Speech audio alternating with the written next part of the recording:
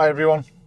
I did a piece on driving test waiting times during COVID, and honestly, things haven't changed that much since then.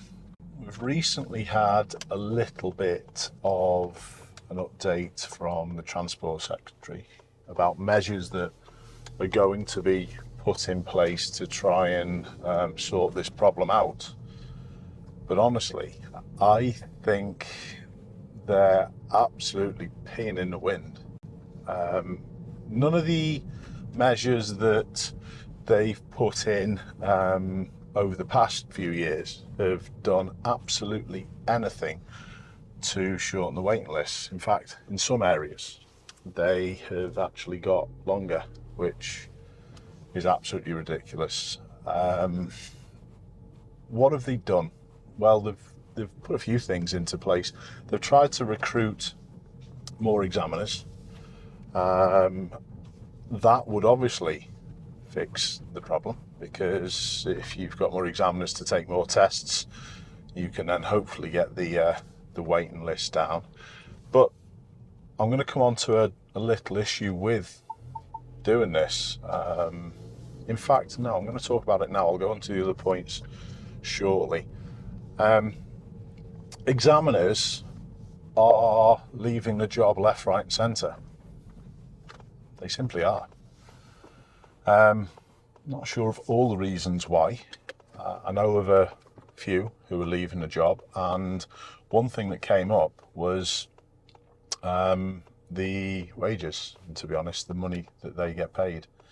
And this is going to lead me to my major fix that I would implement. I've got nothing to do with the DVSA, but if I was running this business, this is what I would do. I'll tell you shortly. But yeah, going back to examiners' pay, I'm not sure exactly what the base level is for examiners. I haven't even bothered looking, but I did have a little look about something else that came up in a previous video about an ADI enforcement examiner. They're the people who test the likes of me with the instructor trainer side of things. And when I was typing in on Google about ADI enforcement examiner, something came up with a job that was advertised by the DVSA for not an ADI enforcement examiner, but an ADI enforcement manager. So they're manager of these enforcement examiners. Hopefully you gather. I'll just reiterate that. So yeah, this job was for the enforcement manager of the examiners, and the base pay was £34,000. And that's a reasonable wage. It's not a good wage, I will add, but these are a much higher level than normal examiners, and I'm suspecting that pay is going to be above normal examiners' pay. I'm not sure how it works the longer you're there. I know the contributions towards pensions are pretty good when you're a civil servant, effectively. But that is one of the main reasons, in my opinion, why examiners are leaving. So £700 a week, you can do that part-time as a normal driving instructor. That's it, simple as that. So yeah, there are benefits for, like I've just mentioned, pensions, and you've got that job security, I suppose. However, the cut and short is people are after pennies. So examiners are leaving left, right and centre. And if you need to stop that happening, there's one simple solution. You need to pay them more money. You absolutely need to. And this is the whole fix of the whole situation, in my opinion. You need to pay the examiners more money. Now, I don't know whether the DVSA, it won't make money. Surely, I don't know. I've not looked at the accounts of the DVSA, but it's not set up to make money. it's not a company to have maybe directors or shareholders pushing for profits. It's a government agency. However, I'm suspecting it would be designed to recover its costs. Now, if that stays in that particular way with where we are at the moment, this situation, the waiting list for tests is going to go on and on and on and on and on. It doesn't make financial sense to me. I'm going to go on to my final fix shortly, but there are other measures that the DVSA are trying to implement. They've talked about test cancellations, that you can't cancel it so close to the test. Yeah, it's going to do a tiny little bit. They've put a little bit more pressure on us driving instructors to do more with the students, make sure the students are prepared properly. Totally agree. Yeah, that's a big thing that every single driving instructor should and could be doing. They've tidied up certain aspects of the booking system, hopefully stopping driving tests being block booked, and then there's less for normal people. Just have to be careful of the one behind there. It was safe to stop, but just had to make sure that they were paying attention. I was ready in that situation to abandon and actually go through, but it was good. It was okay. So yeah, there are many things that the DVSA are trying to implement. They're even trying to not just recruit more examiners, but they're trying to get older examiners who maybe still have that qualification, but people maybe who have retired recently to come back in. But it's all a drop in the ocean, in my opinion. They've been trying to do the same sort of things now for 5 or 6 years. No different. And like I said at the start of this video, it's possibly worse. So, what do I propose? Well, what I would do is I'd put the driving tests up. It's been 62 quid for years. I'll even tell you when it went to 62 quid, but 62 quid for a driving test, I think they could put it up to 100. That would maybe deter people from cancelling short notice. It would maybe deter people from booking it and going, it's only 62 quid, I'll have a go. They put it up to 100. It then may help with a few of those problems. It may also help us driving instructors, because people are going to be less readily going, I'll book it, and then putting driving instructors under pressure to then let them have a go at this test even before they're properly ready. What that then would do, it's given the DVSA 33%, a third more income. Not overall, DVSA have other little bits obviously, but I'm just talking for the driving tests. 33% more income. Why not then pay the examiners more money? Give them all more money. Give them 15% more money. Okay, would that help you recruit? Yeah, of course it would. Would that help you keep examiners in the job? Yeah, of course it would. Would it cause problems in other parts of the civil service though? So that's probably a downside, and it maybe would. However, I'm just thinking of it from within my bubble. What else would it do? Well, would it free up extra money even if you pay the examiners 15% more? Would it free up extra money to then have massive bonuses potentially for overtime? Yeah, it would. One thing, I just want to just go on to this just while I'm talking about it.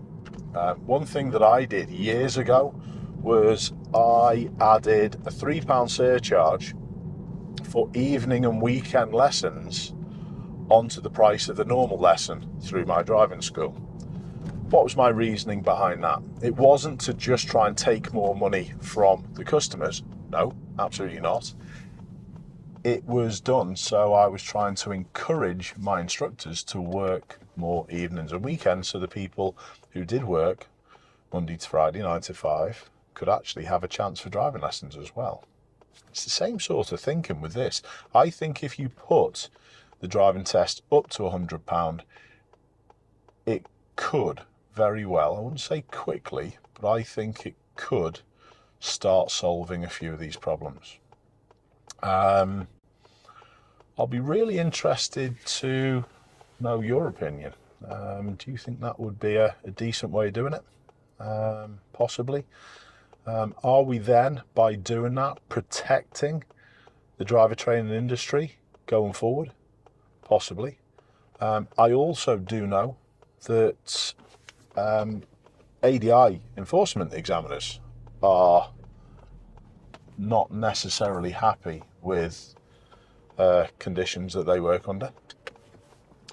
So I would say all the driving examiners who are out on the road performing tests, whether it be lorry tests, motorbike tests, ADI tests, bus tests, everything across the board, put all the tests up, give them more money, and let's get a better standard of service, because it's going to be more reliable. I'm not saying the examiners, the levels that they work at is at a low level. No, I think generally it's pretty good, to be honest. I've had very few problems with any examiner over the year, whether it be L test, whether it be ADI test, whatever. But I just think it would protect the driver training industry going forward, because the way it's going at the moment, I've got worries that there's going to be, I think there's going to be an absolute meltdown of everything. Another little piece of information just on this and how the driving tests wait times have had a knock-on effect to other things. I have mentioned this before in other videos, but the waiting list for ADI exams, driving instructor exams, is through the roof. It's even worse. There is a 2-year period where you get to qualify after passing your theory as a driving instructor. You've got to pass the other 2 qualifications, part 2 driving, part 3 teaching, within a 2-year period. And I've had people at the minute who are running out of their 2-year period, not being able to get attempts in at the exams because the waiting lists are so long. And this all has been the knock-on effect from the absolute debacle, which is driving tests wait times. I did have a quick scoot through at the DVSA's accounts. Didn't really spend a lot of time looking into them. I've got other stuff more important to do. But there are bonuses that certain execs do get paid. And honestly, the chief exec of the DVSA, yes, they should be getting paid bonuses. But performance-wise, what have they actually done over the past little bit to sort these waiting times out? Very little. I'm not even going to go on to the updated rules in the highway code 3.5 years ago and what an absolute debacle that's been. I'm going to save that for another video. But honestly, I've said it before, never met the lady, never spoken to the lady, but the chief exec, Loveday Ryder of the DVSA, I can't see how anyone can say that she's performed well and she's done what she's needed to. Here we go, this is a Sunday. Not a screen test centre, one examiner working. I know the examiner who it is as well. And he always does these out of hour tests. Full credit to him. But you can see the incentives aren't here and they're not good enough because the amount of examiners who are doing these tests. I know it's a Sunday, it's bank holiday weekend at the start of May, so it's Sunday the 4th. Would he expect many people? No, but there has to be a bigger incentive. And like I said, putting the test fees up to £100, I think would help. Let me know what you think. A little bit of random one, as normal, non-scripted, just ramble on about stuff that is on my mind with it.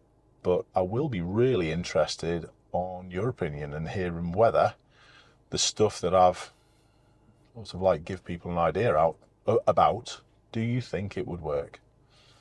I'd like to hear from driving instructors in the comment section as well.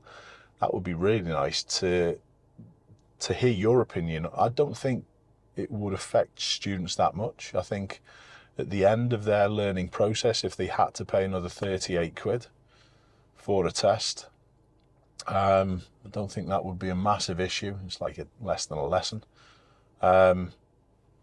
Please let me know what you think, and would that start helping this situation?